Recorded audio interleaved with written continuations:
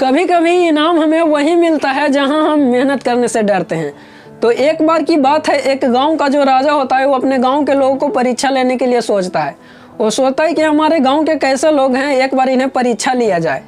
तो वो क्या करता है, राजा जो बाजार जाने वाला जो रोड होता है उस पर एक बड़ा सा पत्थर रखवा देता है। अपने सैनिकों को बोलता है कि हाँ, इसमें एक पत्थर रख दिया जाए, और रखवा देता है। अब जब पत्थर रखवा देता है तो जैसे ही सुबह होती है तो होता क्या है, सब लोग उसी रास्ता से बाजार जाते हैं तो देखते हैं कि हाँ, एक बड़ा सा पत्थर रखा हुआ है। तो उसमें से कुछ लोग जो होते हैं वो राजा को उल्टा सीधा बोलना शुरू कर देते हैं कि ये हमारे गांव का कैसा राजा है, पत्थर भी नहीं हटवाता है, राजा को हमारे इस रास्ते के लिए साफ करना चाहिए और पत्थर को हटवाना चाहिए।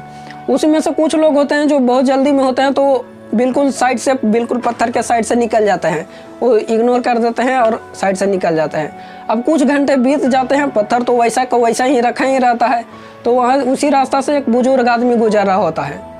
तो वो देखता है क्या है कि इतना बड़ा पत्थर रोड पर रखा हुआ है। तो वो सोचता है कि अगर ये पत्थर अगर यहीं पे रखा रहा तो कल किसी गरीब का बैल हो गया या फिर किसी बच्चों को चोट लग सकती है, तो मुझे इस पत्थर को हटाना चाहिए।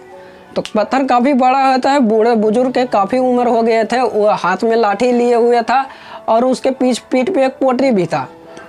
तो साइड में रखता है और पत्थर को धीरे धीरे हटाने की लगता है। अब जब वो हटाने लगता है तो उतना जल्दी हटता नहीं है, लेकिन वो कोशिश करता रहता है और धीरे धीरे करके बिल्कुल रास्ता से साइड कर देता है पत्थर को। अब जब पत्थर को साइड कर देता है तो वो देखता क्या है कि उसी पत्थर के जस्ट नीचे एक पोटली रखी होती है। अब जब पोटली उठाता है तो उस पोटली में कई ज़्यादा सोने के सिक्के रखे हुए होते हैं और राजा का एक पत्र रखा हुआ होता है। तो जब वो पत्र निकालता है तो उसमें देखता क्या है कि उसमें लिखा हुआ होता है कि ये इनाम उनके लिए है जिसने दूसरों की भलाई के लिए रास्ता को साफ किया और इस पत्थर को हटाया है। तो इस कहानी से हमें यही सीखने को लिए मिलता है कि जो इंसान दूसरे के लिए रुक कर मदद करते हैं, असली में सम्मान और इनाम उन्हें ही मिलता है।